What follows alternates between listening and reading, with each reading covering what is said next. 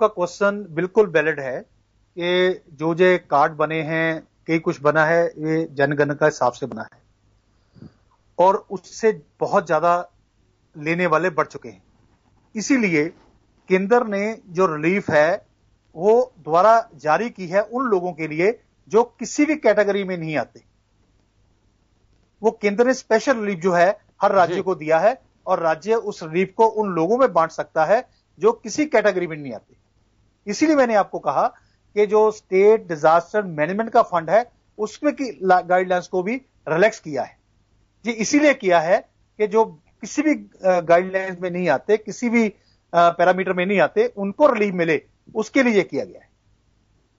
बिल्कुल, एनडीआरएफ का पैसा भी शायद आप लोग शिफ्ट करने के लिए आदेश दे चुके हैं कि नेशनल डिजास्टर रिलीफ फंड जो है उसको भी यूज कर सकते हैं एसडीआरएफ के साथ साथ। खन्ना साहब, एक सवाल है, वंदे भारत मिशन के लिए हमने पूरी तरह से आइडेंटिफाई कर लिया कि फॉरेन से किन लोगों को पिक करना है, वे एप्लीकेशंस ले ली, ऑनलाइन बुकिंग हो गई, अभियान चल पड़ा है, काफी संख्या में लोग हमारे यहां पे पहुंच भी चुके हैं। लेकिन हमारे ये स्वदेशी नागरिक ये अभी भी सरकार की, जैसे आपने कहा कि हम लोग कोशिश कर रहे हैं, बहुत अच्छी बात है, करें, मदद करें, बड़ी आवश्यकता है, लोगों को खाना भी खिला रहे हैं, इसमें कहीं को संदेह नहीं, मेरा कोई डाउट नहीं है। लेकिन क्या माने इसे, सरकारों की चूक माने, चाहे स्टेट गवर्नमेंट हो या यूनियन गवर्नमेंट हो, किस लेबर को जो जहां जाना चाह रहा था वहां नहीं भेज पाए। 45 दिन, जिस दिन से इनका पलायन शुरू हुआ था, लॉकडाउन को ज्यादा दिन हो गए लेकिन पलायन को लगभग 45 दिन हो चुके हैं और अभी भी बदस्तूर जारी है। मैं सड़कों का जो हाल देखता हूं, रात के वक्त प्रेग्नेंट लेडी, नंगे पांव बच्चे, ये बचपन, ये पीड़ा किसी से देखी नहीं जाती। मुझे नहीं लगता कि आप भी देख पाए। तो ये जो स्थितियां, इसमें हम मान सकते हैं कि कहीं किसी की चूक रही है, हम समझ नहीं पाए कि लोग कितना जाना चाहते हैं और किसे भेजा जाना चाहिए। देखिए, मैंने पहले भी इस क्वेश्चन का जवाब खुद दे दिया था, फिर आपने जो स्पेसिफिक क्वेश्चन किया है इसका भी जवाब मैं देना चाहता हूं। मैंने साफ कहा कि जहां से लेबर ने आना है और जहां जाना है जी, उन दोनों राज्यों की जो रिक्वायरमेंट है वो आपस में उसको साझी करके, उसको एक्सचेंज करके फिर केंद्र उसको फैसिलिटेट करेगा। अब धीरे धीरे आपने देखा कि ट्रेन चलानी शुरू की है, धीरे धीरे उसका इंप्रूवमेंट करनी शुरू की है, राज्यों ने रजिस्ट्रेशन शुरू की है। अब ये काम उन दोनों राज्यों का है जहां से लेबर जानी है और आनी है, बीच में केंद्र का काम उसको फैसिलिटेट करना है। उससे पहले भारतीय जनता पार्टी के कार्यकर्ताओं को आह्वान किया गया है, जो माइग्रेटरी लेबर है, जो पैदल किसी कारण चली है, उसकी देखभाल के लिए भी भारतीय जनता पार्टी का कार्यकर्ता खुद जाके उसको अन्न दे, उसको चप्पल दे और हो सके तो उसकी मूवमेंट में भी उसकी फैसिलिटी दे। केंद्र सरकार अपनी जिम्मेवारी से बिल्कुल नहीं भाग रही। केंद्र सरकार सर, इस आपदा की स्थिति में कोई राजनीति नहीं करना चाहती। खन्ना साहब, मैं किसी भी सर, जान है जहान है, उसके लिए भारतीय प्रधानमंत्री ने कहा है, उसके लिए हम लोग सब काम कर रहे हैं। मैं किसी भी सरकार की नीयत पे सवाल नहीं खड़ा कर रहा, लेकिन जो हालात दिखाई दे रहे हैं उसमें चूक साफ इस वजह से दिखाई देती है कि हम 45 दिन में भी आपस में राज्यों के साथ में कोऑर्डिनेट नहीं कर पाए। सूरत में, राजस्थान के कई जगह पे, दिल्ली में, हरियाणा में, बिहार में, कई राज्यों के अंदर मजदूरों को उग्र होना पड़ा। इसे क्या माने, कोऑर्डिनेशन का अभाव। 45 दिन में अभी अगर सरकारें कोऑर्डिनेट नहीं कर पा रही हैं कि कितने लोग जाना चाहते हैं, ट्रेन चलाई, बहुत अच्छी बात है। जब स्टेट गवर्नमेंट से बात की जाती है तो कहा जाता है कि केंद्र सरकार की गाइडलाइन के अनुसार हम काम कर रहे हैं, इस पे केंद्र को विचार करना चाहिए। जैसे अब केंद्र को लेकर के हम आपसे बात कर रहे हैं तो आप कह रहे हैं कि सरकारों को आपस में कोऑर्डिनेट करना चाहिए। ये 45 दिन में भी हम ये डायलॉग कंप्लीट नहीं कर पा रहे हैं। मैं आपको एक इंस्टांस बताता हूं, मैं किसी को क्रिटिसाइज करने के लिए नहीं, फैक्ट बताता हूं। सर, आपने भी उसके लिए तैयारी की होगी, लोगों से बात की होगी। हर राज्य ने नोडल ऑफिसर्स तय किए हैं, ये हमारे पास लिस्ट है जी। और जब राजस्थान के नोडल ऑफिसर्स को लोगों ने फोन किए, 90% लोगों ने फोन ही नहीं उठाए। जो हेल्पलाइन थी वो बिल्कुल कह सकते हैं कि डिफंक्ट हेल्पलाइन थी। तो ये कारण भी एक है कि जो राज्य सरकार है उनके अफसर्स में जहां उनको इंस्ट्रक्शन ऐसी होगी, जहां सिर्फ फॉर्मेलिटी से उनको आगे कर दिया, आगे कह दिया कि आपने फोन नहीं उठाना। मैं खुद उसका गवाह हूं। मैं जब अपने जिला अध्यक्षों से बात करता हूं, उनको कहता हूं कि इस लिस्ट के मुताबिक यहां बात कीजिए, तो कहते भाई साहब बात क्या करें, वो फोन नहीं उठाता। ये इंटेंशन सरकार की है कि सरकार ने बहुत बड़ी बात राजस्थान सरकार ने कर दी, हम लाएंगे, लेकिन ना बसें प्रोवाइड की। अगर लोगों ने बसेस का इंतजाम कर लिया, उनको पास नहीं दिए। अगर वो पास दे दिए, लेके आए, तो बॉर्डर पे रोक लिया।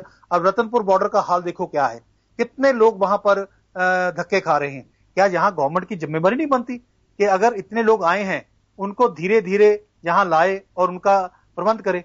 आपने को आइसोलेशन सेंटर विजिट करके देखो ना, क्या हाल है यहां पर आइसोलेशन सेंटर का। ना खाना अच्छा है, ना वहां पर डॉक्टर की फैसिलिटी है। एक 4th क्लास एम्प्लॉय एक आइसोलेशन क्वारंटाइन सेंटर को देख रहा है। क्या ये सरकार की जिम्मेवारी नहीं है कि वो इस जिम्मेवारी को पूरी करे? जी, लेकिन राज्य कहता है कि केंद्र की जिम्मेदारी है, केंद्र सरकार का सहयोग नहीं मिल पा रहा है। मुझे बताइए खन्ना साहब, आप काफी सीनियर हैं और हेल्थ हमेशा सब्जेक्ट स्टेट का रहा है। जी, हेल्थ सब्जेक्ट स्टेट का रहा है। स्टेट को अगर किसी चीज की जरूरत है तो वो केंद्र पहुंचाने के लिए तैयार है। मैं अगर आपको डाटा चाहिए, मैं हेल्थ के लिए कितना राज्य सरकार को आया है वो आपको मैं बता सकता हूं। आपको बताइए किस चीज का डाटा चाहिए जो इसमें हमने दिया है। मैं हर चीज का आपको डाटा दे सकता हूं। सहयोग से ही चल रहा है। देखिए सर, 50,000 पीपी किट्स दिए हैं सरकार को, N95 मास्क दिए हैं।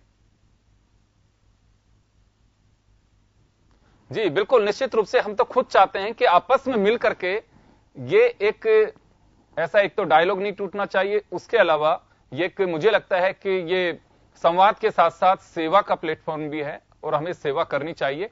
चलिए, मैं थोड़ा पॉलिटिकल मुद्दे से हटके मैं राजस्थान से वापस आपको लेकर के आना चाहूंगा।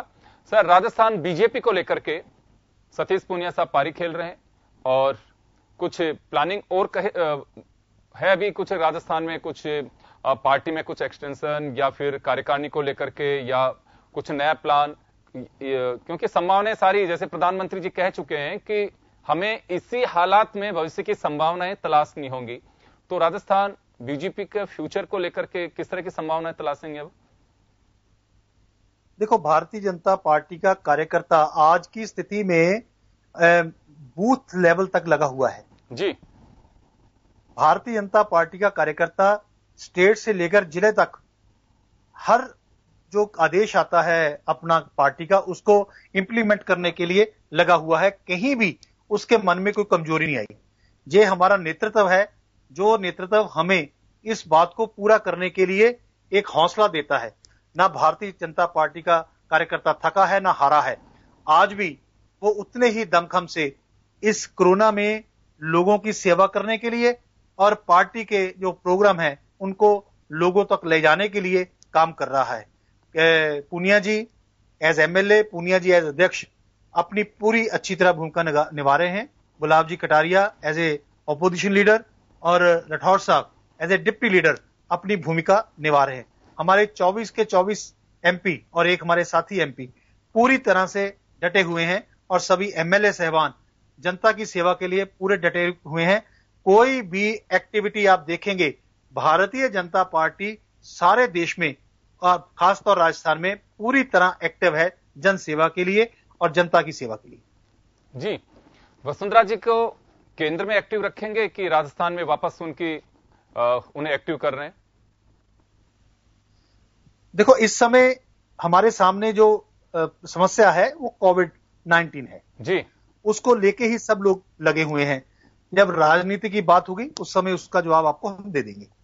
बिल्कुल, इसमें कोई डाउट भी नहीं है कि कोविड-19 पहली प्राथमिकता होनी भी चाहिए, इसमें कोई संदेह नहीं है, क्योंकि यह महामारी इस तरह की महामारी है कि दुनिया इससे पूरी तरह से लोहा ले रही है और इस जंग में अगर जीतना है तो निश्चित रूप से प्राथमिकता आपकी यही होनी चाहिए कि हम इससे बाहर कैसे आए।